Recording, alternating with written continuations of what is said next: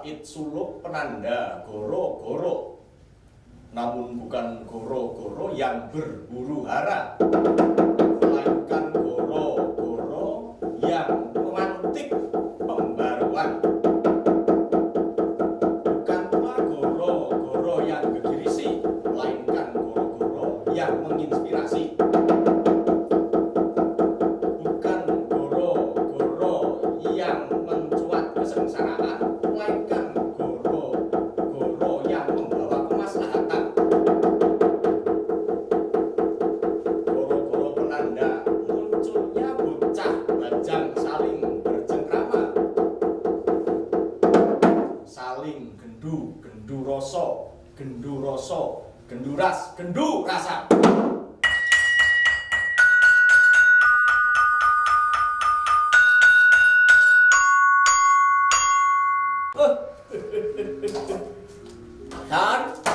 Rasan, gede san.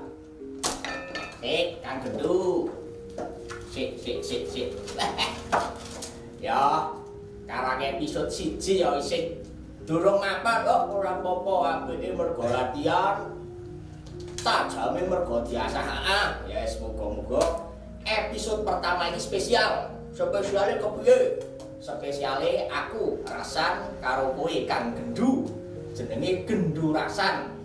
Mergo episode ke-1 harus bisa ngerawuke orang nomor 1. Wah, cocok banget iki. Bacaan ngono. Niki sampun rawuh. Pak Bupati Sugeng Rawuh, Pak Bupati. Sugeng Rawuh. Assalamualaikum warahmatullahi wabarakatuh. Kang Gendu sama Kang Rasan. Mungkin niki wujude Bagong, nanging wonten mriki kula naminipun Gendu. Oke. Asli Gunung Kidul, Pak. Gunung Tawang mau gitu. Gunung Kidul, kula Gunung Tawang. Gunung Tawang. Nggih, kula pun Rasan. Wah. Ini mantap sekali Pak Bupati kersa rawuh wonten mriki. Terima kasih, Pak. Nah, sebagai masyarakat kecil di Kabupaten Wonosobo, Kok kecil loh sampean gede kok. kecil ini dereng disuntik. Jadi begini Pak, setelah kurang lebih Bapak menjabat selama 2 tahun ini, beberapa hal yang menjadi pengamatan masyarakat kecil, terutama Gendu kali kula Rasan. Salah satunya adalah soal infrastruktur jalan, Pak. Jalan itu menurut kami bukan hanya urat nadi perekonomian, tapi urat nadi peradaban. Karena zaman-zaman dulu negara-negara besar itu diawali dari jalan yang bagus juga, Romawi, Mesopotamia. Nah, salah satunya yang sudah terselesaikan adalah jalan di Encer, Melati, dan Sembungan. Pendapat Bapak bagaimana bisa terjadi seperti itu, Pak? Baik Kang Gendu, Kang Rasan. Jadi selaku kepala daerah kan punya visi dan misi. Tapi perlu diingat bahwa kabupaten kota adalah bagian dari Negara Kesatuan Republik Indonesia. Kami mencoba menerjemahkan apa yang menjadi program nasional Pak Presiden kita, Pak Jokowi. 5 tahun pertama atau periode pertama selama menjabat selaku presiden, yang dia gencarkan adalah program infrastruktur, ya, tidak hanya di Jawa tapi termasuk di luar Jawa, dari Sabang sampai Merauke, baik itu bikin tol udara, tol darat, bahkan tol laut pun dibikin. Karena apa? Kenapa? Ini harus infrastruktur. Nah, majunya sebuah negara pasti pertama dari infrastruktur. Nah, kami juga kembangkan, kami coba tarik ke Kabupaten Wonosobo. Sebelum saya menjabat, saya coba lempar kepada masyarakat. Nah, keinginan apa sih yang selama ini dikeluhkan oleh rakyat di Kabupaten Wonosobo? Apakah itu sembako? Apakah itu bangunan rumah sakit yang megah, atau puskesmas yang megah, atau gedung sekolah yang mewah, yang representatif, yang dilengkapi dengan sarana prasarananya, atau pasar-pasar? Nah, ternyata tidak, bahwa apa yang dikehendaki oleh masyarakat ya, apa yang diharapkan oleh masyarakat agar mereka mengeluhkan jalan-jalan di Kabupaten Wonosobo kondisi rusak berat. Kalau jalannya rusak, pasti akan mengganggu perekonomian kita. Kesehatan terganggu nggak? Sangat. Orang hamil kalau jalannya rusak, ya mestinya mau ke puskesmas atau ke rumah sakit bisa jadi brojol di tengah jalan. Wah, lah contohnya niki nih. Dulu ini kan gedung itu di kota rumah saya Pak Pun brojol wonten dalan iki. Dalan isi rusak, ini saat ini pun halus, Pak. Beberapa jalan juga sudah mulai dihaluskan seperti di jalur Silomerto, Laksono juga sudah pokoknya luar biasa sekali. Artinya kados ngaten iki lah Pak Bupati itu benar-benar mendengar aspirasi masyarakat. Lah itu pertanyaan itu wali Pak. Apakah Bapak punya cerita lucu tentang jalan yang berlubang ini? Karena kan dulu banyak selengean mengatakan begini, lubang sewu itu tidak hanya berada di Wadas Lintang, tapi di mana-mana. Nah, jalan berlubang itu termasuk objek wisata lubang sewu. Nah, ini pangapunten Pak. Ya. Jadi kalau jalannya banyak yang rusak atau ada sebagian jalan yang berlubang, yang penting jangan lupa berjalan-jalan.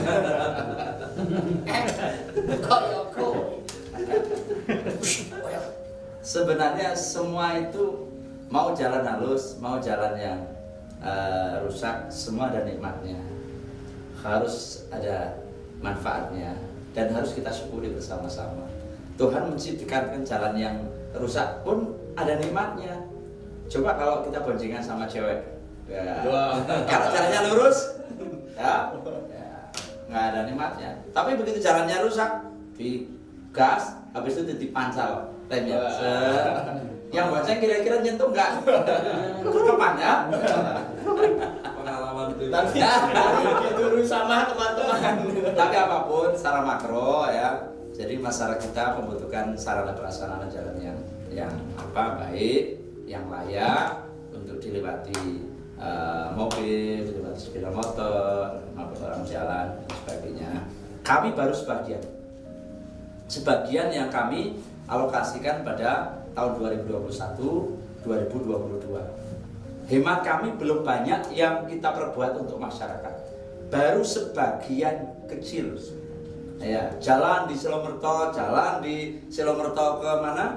Laksono, kemudian kemarin dengan program PHJD berturut-turut ya garung orang mengikhlaskan jalannya untuk dihibahkan untuk pelebaran jalan. Tahun 2022 jalan Sikunang menuju ke Ngandam ya, Campursari, orang juga sama menghibahkan tanahnya. Kalau dihitung per meter berapa, mungkin 2 juta lebih, tapi dengan ikhlas untuk jalan. Siapa sih coba? Kadesnya Mas Nur sama Mas Adin, kepala DSPU, coba dilempar. Tapi semangatnya luar biasa, asal diaspal Pak, kalau masyarakat siap menghibahkan jalan. Nah, contoh seperti itu sehingga menumbuhkan semangat bagi kami bahwa kami harus berbuat lebih banyak lagi. Sekarang Sepuran sampai Kaliwiro juga ke jalan tol ya. Jadi apapun yang kami lakukan sebagian, tapi yang menikmati kan masyarakat, yang melihat juga masyarakat. Apakah yang kami lakukan sudah sesuai dengan masyarakat atau belum, saya nggak tahu. Coba saya tanya masyarakat, apakah apa yang kita lakukan, saya dan Pak Albar, tahun pertama, tahun kedua, prioritas membangun jalan ini memuaskan masyarakat atau tidak? Puas nggak? Puas.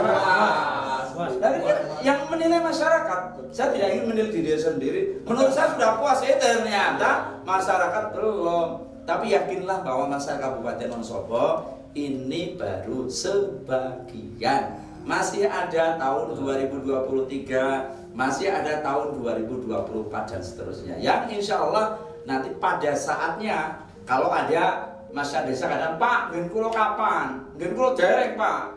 Ya, pada saatnya pasti akan sampai. Tadi pertanyaannya Kang Rasan karo Kang Gendru, ada cerita menarik.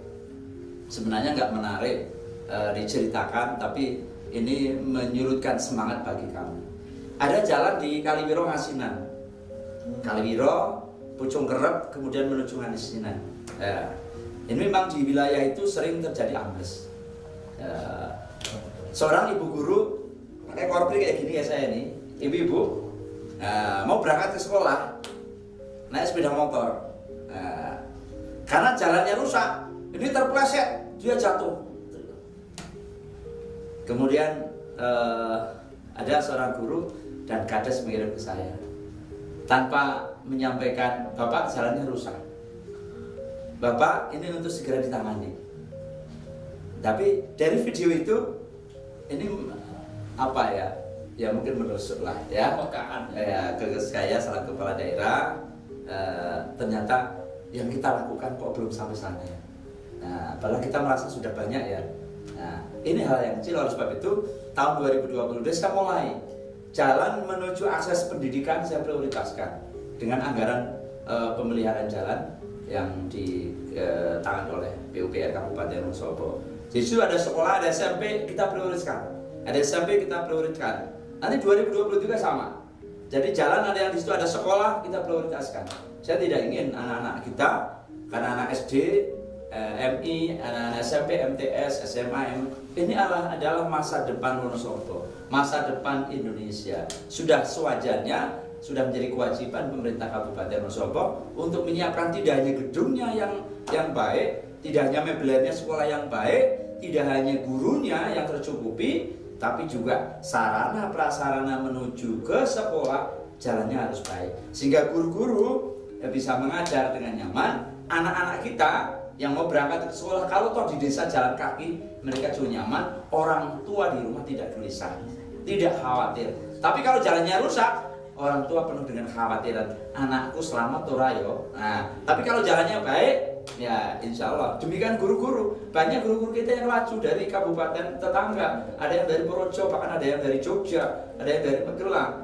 Kalau di Wonosobo juga jauh, sampai situ sebelum sampai sekolah jalannya rusak. Ini hanya menghambat, mestinya dia datang sampai sekolah tepat waktu, karena jalannya rusak, akhirnya apa? Tidak tepat waktu. Waktu banyak terbuang untuk transportasi. Yang rugi siapa? Yang rugi adalah anak. Sehingga pola pembelajaran tidak maksimal sebagaimana yang kita harapkan. Wah, luar biasa sekali. Ini juga pasti karena berdasarkan pengalaman. Karena Pak Bupati dulu waktu sekolah dasar jalan kaki ya Pak? Jalan kaki, sekilo. Berkilo-kilo nanti Pak kalau dipelumpuke sampai lulus SD 6. Karena jalan kaki itu bikin sehat. Bikin sehat. Iya. Dan nyatanya bisa bikin jadi bupati ya. Nah, itu berkahnya. Ini begini Pak, sudah sering sekali dulu masyarakat meminta adanya stadion yang representatif di Wonosobo. Nah, kebetulan alhamdulillah ini di Sport Center Wonosobo itu sudah dibangun dan bahkan menelan biaya kira-kira nanti 29 miliar. Nih. Itu bagaimana? Ya, kenapa kita harus bikin stadion? Sebenarnya yang pertama ini penyaluran hobi, Mas. Oh, Pak Bupati juga hobi sepak bola. Ya. Jadi penyaluran hobi, Kang Gedu, Kang Rasan, karena hobi saya adalah sepak bola dan dulu saat muda ini sama Fajar ini. Ini pemain profesional. Lebih profesional. Ya, kalau saya hanya penggembira. Posisinya gelandangan, Pak. Kalau dia gelandang, saya gelandangan. Jadi ngalor ngidul kan pernah dapat bola, tapi pelayu gitu ya. Nah, ini hobi. Karena saya hobinya bola, jadi kepala daerah. Ini Wonosobo kok nggak ada stadion, nggak ada tempat yang layak kalau main bola itu kan.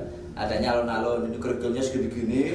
Ini saya tangannya jadi patah gara-gara kering-kering kepleset. Nah, kemudian hobi ini juga gayung bersambut dengan apa yang menjadi keinginan teman-teman pemuda di Kabupaten Wonosobo, terutama adalah para pemain ya, yang mengeluhkan main di Kabupaten Banjarnegara dia punya stadion, main di Magelang punya stadion, Temanggung stadion, apalagi di kota-kota besar. Lo Wonosobo kan belum. Mereka menuntut ini, ada yang membentangkan spanduk, ada yang bikin coret-coretan, bahkan pernah ada coretan-coretan dipasang di depan pendopo kabupaten. Saking dia optimisme, gregeten. Awit biyen tekan saiki kok ora ono gregete bangun stadion. Ya, akhirnya ini gayung bersambut. Semangatnya saya, hobi saya, semangatnya masyarakat. Ya, alhamdulillah dapat dukungan dari pimpinan dan anggota DPR. Ya udah, kita mulai tahun 2022. Saya sampaikan ke teman-teman, tahun 2022 harus selesai berdiri stadion. Tahapan awal, lapangan dulu. Ya, lapangannya harus kita bentuk sampai rumput. Ya, kemudian nanti tahun berikutnya akan kita teruskan dengan tribun untuk penonton dan lain sebagainya. Nah, saya ingin memulai. Saya tidak ingin hanya kalau pembangunan groundbreaking, enggak. Kita harus memulai. Ya. Dan tahun 2002 alhamdulillah kita alokasi negara 5 miliar, tanah yang ada kita ratakan. Akhir tahun ini bulan Desember insya Allah selesai dan bisa kita pakai. Nanti insya Allah ada naskah, tim-tim yang ada di Kabupaten Wonosobo tentu harus berlatih lebih baik lagi, harus beda dong. Iya. Belum punya stadion, anak-anak Wonosobo sudah banyak yang main di Semarang, sudah banyak main yang di Sleman, main di Solo Tigo. Kalau besok punya stadion, kalau kemarin mainnya kan personal, Iya. personal, ya, Individu. dia baik individuan kemana-mana. Tapi besok kalau kita udah punya stadion, hendaknya ya kita punya klub yang bisa diperhitungkan di Liga 3. Surabaya naik kelas Liga 2. Ya, kita punya stadion kok. Iya Pak. Dulu nggak punya stadion aja kita punya potensi lokal atlet yang handal kok. Besok punya stadion pasti kan bermunculan bibit-bibit. Dan harapannya nanti ke depan karena itu arahan kita sport center, mudah-mudahan bisa gayung bersambut kita dirikan sekolah berbasis sepak bola di Kabupaten Wonosobo. Jadi anak-anak kita tidak harus ke Banjarnegara, tidak harus ke Kendal. Semalam saya kedatangan anak-anak yang sekolahnya di Kendal, dia sudah main kemana-mana. Ayah nyampe Pak, kapan di Wonosobo ada? Anak-anaknya sudah mimpi, anak-anak sudah punya usulan, punya harapan, kepingin Wonosobo ada. Jadi mereka tidak harus ke Kendal, tidak harus ke Solo Tigo dan ke mana-mana, tapi sekolah di Kabupaten Wonosobo untuk dididik, dilatih menjadi persepak bola yang profesional. Luar biasa. Ini juga pasti dalam pengambilan kebijakan Pak Bupati ini menggunakan metode tiki taka. Umpan cantik sampai gol. Nah, artinya pembangunan dan kebijakan ini memang benar-benar sesuai dengan keinginan masyarakat. Indah ditonton dan juga mencetak banyak gol. Wah, Purwakarta bablek loh. Wah, luar biasa sekali Pak. Saya juga dulu seneng main bola. Saking senengnya bisa jadi hakim sekarang. Hakim garis. Wah, luar biasa sekali. Jadi semakin mantap obrolan podcast Gedu-Gedu Rasa dengan Pak Bupati soal mendalam. Apa yang akan disampaikan Bapak pada masyarakat Wonosobo tapi melalui Semar, Bapak? Monggo. Apa cirinya Semar? Tangan satu ke atas. Iya. Ini ke atas. Ya. Kemudian tangan dua, tangan yang kiri ini selalu menunjuk ke bawah. Apa artinya itu? Semar mengajarkan kehidupan di Republik ini. Semar mengajarkan kepada kita semuanya untuk selalu hablum minallah, bahwa hidup ini harus dekat dengan Allah Subhanahu wa Ta'ala. Kemudian tangan satu menunjuk ke bawah, ini melihat manusia bahwa kehidupan di dunia itu juga harus hablum minannas. Inilah yang diajarkan oleh Semar kepada kita semuanya. Insya Allah rakyat Wonosobo kalau berpangku dari dua hal, hablum minallah, hablum minannas, maka hidup kita akan selamat dunia, selamat akhirat. Pak Bupati. Saya sangat senang melihat foto Pak Bupati sedang mengendarai kuda kepang. Kenapa? Yang mengendarai kuda kepang itu duduk tapi sebenarnya dialah yang berjalan. Pemimpin harus seperti itu. Meskipun dia duduk, meskipun dia kelihatannya diam, namun dialah yang sebenarnya berjalan, menggerakkan semuanya. Begitu anak-anakku. Ger. Nger. Alas sampun rampung.